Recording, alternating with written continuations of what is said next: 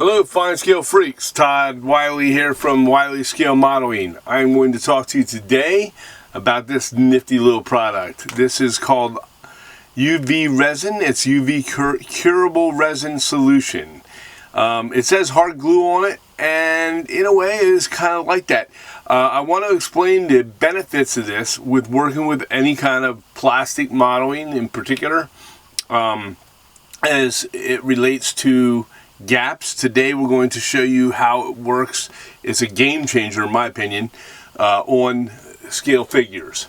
Okay, I assembled this scale figure today as a demonstration. She's going to be the cheese buyer at the little diorama I'm having in front of my cheese shop that I assembled yesterday, and as you can see, not a great assembly job. It wasn't my part. I sanded it where it needed to be done.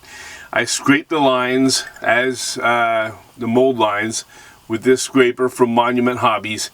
It's a really neat tool, by the way. It works great in scrape. You could use a hobby knife as well, but you don't run the risk as much of gouging deep into your model. It removes by scraping the lines from the molding on the plastic.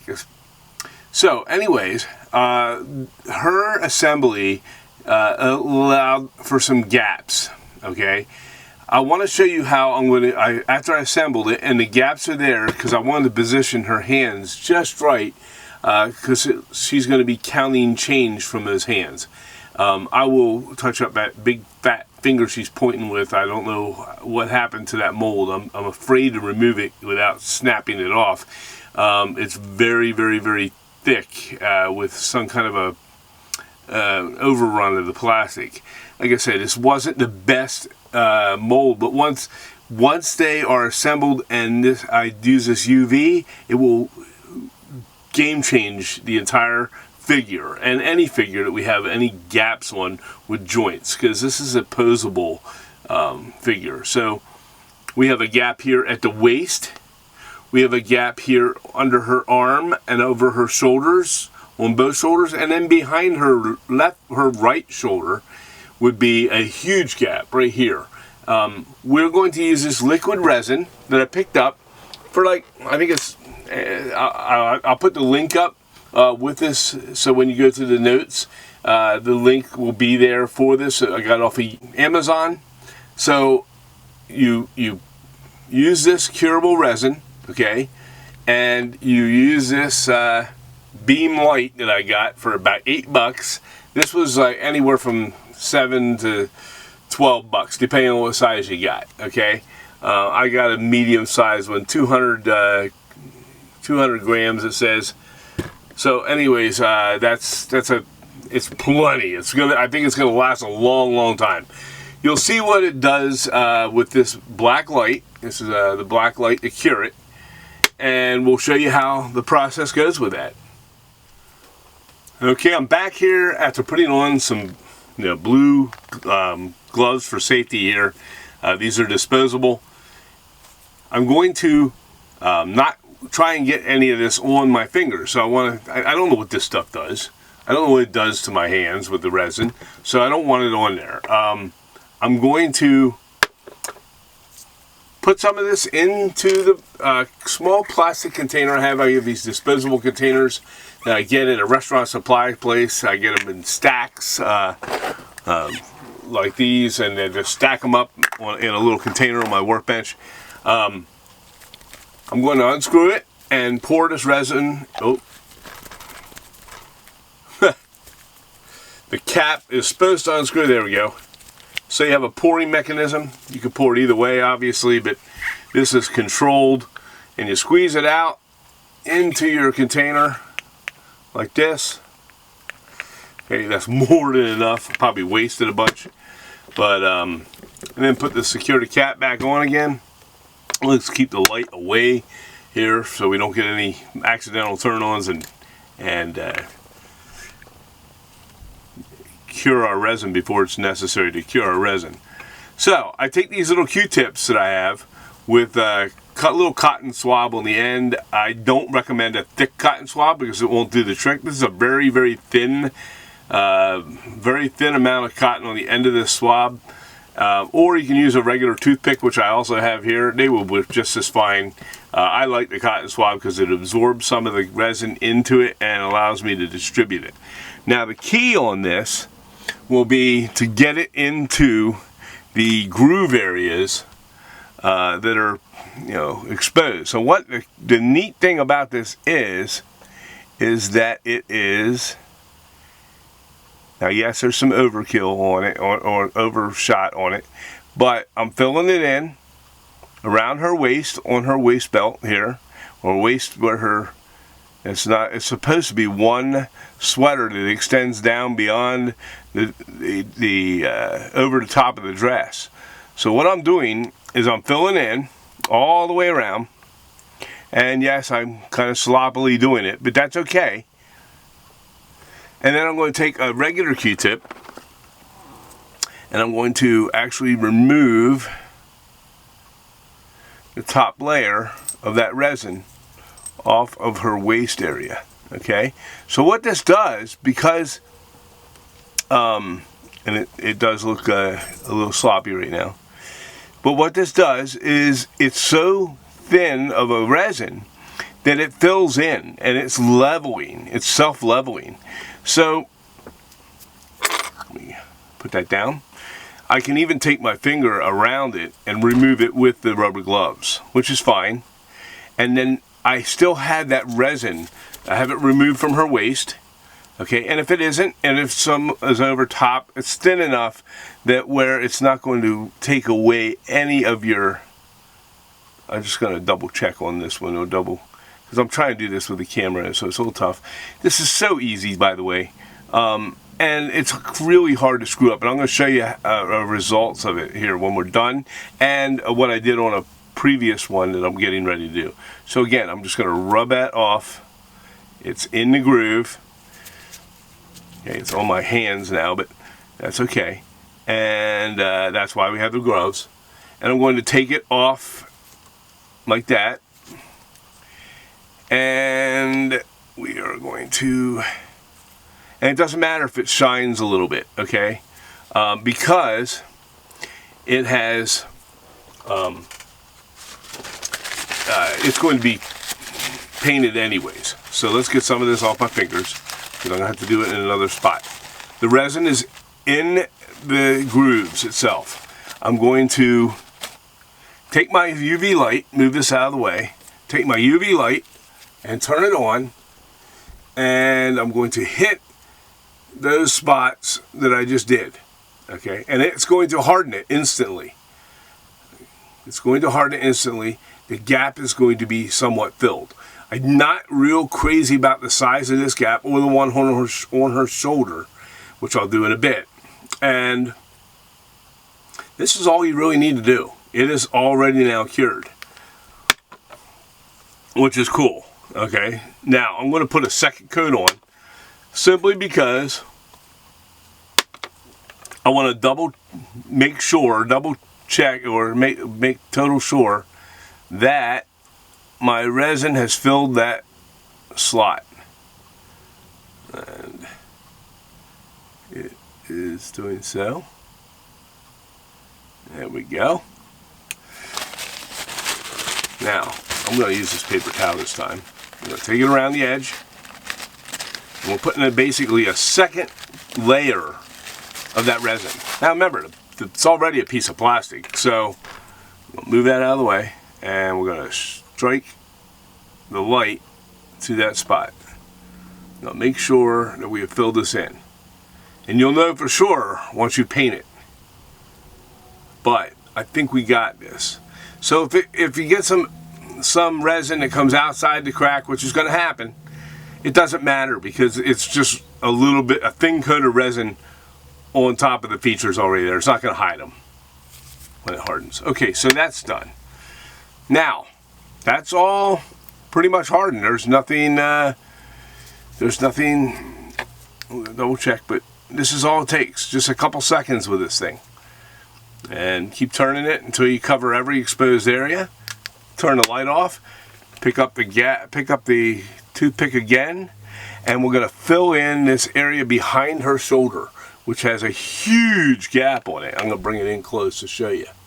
Okay, so I'm going to bring it in, and we're going to show you how it self-levels into that gap. I'm going to fill it in, and I want to hide any of that gap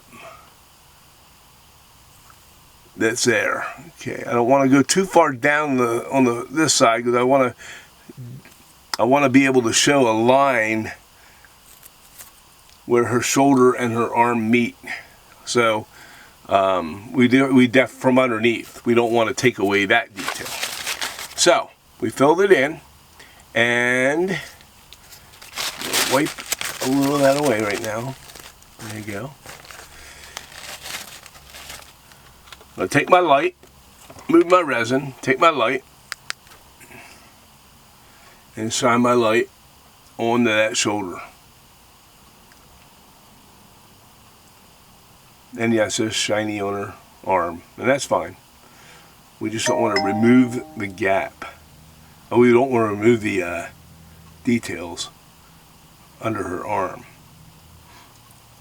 And I will show you this one in the time version. We'll break away, and I'll airbrush her, and then I'll come back. But there's that gap. That's the one that irritates me. I have another one. It's a small, tiny little gap at the top of her shoulder, where her head and neck meet, or right at the base of her neck. Okay, it's where I attached her head. And I'm just taking a little bit, and I'm going to stick it in there, like that. And while we're at it, we'll just do the shoulder. We'll do all this at one time. So I don't necessarily always do all of this and break each section away. But what's happening is this is filling into the connections or the gaps that are there. Okay, you can do this on a model building or on a vehicle of some type, whether it's a car or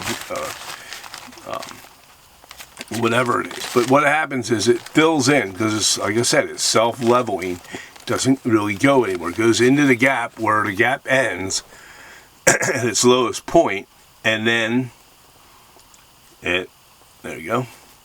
And then what we'll do, and if you build it up too high, it can always be sanded with a sanding stick or whatever once you're done. If it looks abnormal or obnoxiously abnormal.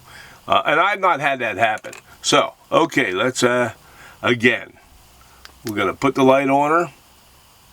There we go. And put the UV all over her neck here and her head. And this is hardening as I speak. So, and like I said, it levels so it doesn't give any abnormalities to it, which is cool. Okay. Now, if by chance we do have some disappearing of the, I can take a knife, thin X-Acto knife, and draw a little line down in through there, or scribe it into the resin that we filled in, but I think we're going to be okay.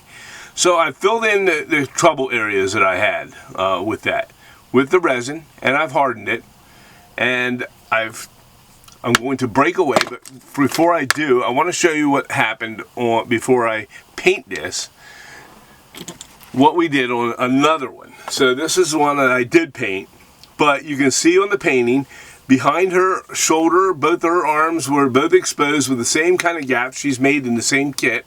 She's a cheese server. She has a knife in her hand. I had the same gap between her head, her neck, and both her shoulders. Okay, it was god awful, and I filled them in and then painted them, and you cannot tell. It makes it look natural. All the details are there. It filled in rather nicely. So we'll see how this works with the next one. I'll be back. One thing before I go and paint this, I forgot, and we'll add that. We'll just add this in. This extra resin that you have, if it's rather than have it around and being toxic somewhere, take your light and put it in there when you're done, and shine it all around. And this is kind of fun, actually, and therapeutic. and I just shine it around. This is how long. It really doesn't take long for it to harden. That's it. This is the beauty of this. I mean, this is so cheap and so easy, this whole process. There's probably other applications for this that we're not even talking about today. But for me, this is an amazing product. And I can just take with a hard pull, didn't do it that time, but with a hard pull, I can take this out of the bottom, and I have myself, that's a little wet down there, it's a little thick, we poured a lot in. I put it on the other side, harden it. This way, you know, you don't have it around for the kiddies, and then, you know, nobody's getting any resin on them or anything. It says you're just disposing of it. And you could just leave it in a cup. I like pulling it out. And there you go. Now I got this hard resin piece, and no worry of somebody getting something on them or whatever. And this is a good way to dispose of it. Hello, so I'm back here, and I spray painted the figure of the lady counting her change, and as you can see, there are no lines anymore around those sections, and it turned out really rather nice. It has all of the seams that were at the arms are concealed and covered, and there are plenty of room underneath where it did not conceal any detail. Under the arms, it did a pretty good job on everything, I felt. This top line here along the edge is for whatever she happens to be wearing. I think it was some kind of a sweater vest.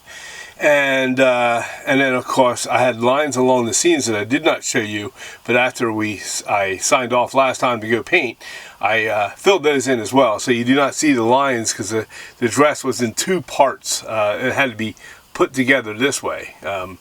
So had a vertical seam that went up the side on each side, and now that is gone, and now it just looks like folds of her pleats on her dress. So now we've covered it up. Now the top of her head, she's got this funny shaped hairdo, so we'll go see how that paints up. It shows as well on that photo that came with on the box. So these figures were made by Mini Art, part of the cheese sellers thing, which one will be selling cheese at a cart, this one, and one will be buying cheese at the other end of the cart, counting her change. So just wanted to let you know that this product, this is the Osbang UV resin. Okay, now I don't know what Osbang is or what corporation it is, and there's many resins out there on the market. Just make sure that it is UV curable resin solution, and make sure that you, of course, look for that, and then make sure you also have a light, a UV light that will cure the resin. Now, this light here has a plug on the back, and I paid, like I said, $7.99 I think for this, and it has a plug on the back that allows me to charge it with the USB. It is a standard C-type plug, like you would use for a Android type phone. So just letting you know that these can be had rather cheap, and they can be charged up, so you never have to buy batteries for it. This here liquid resin is awesome to use for filling in. Like I said, it is self-leveling, and I hope that you all find it a game changer as much as I did. I look forward to using it for other applications along this lines with filling in instead of using putty all the time. The two-part epoxy putty or something like a Tamiya putty that fills in gaps. This actually works out very, very nice, and it's quicker. It dries and cures instantly, and of course it's totally paintable once you put a primer over top of it. So it makes it no different than the resin or plastic that is going onto. That's everything. Y'all have a good time modeling. Take care.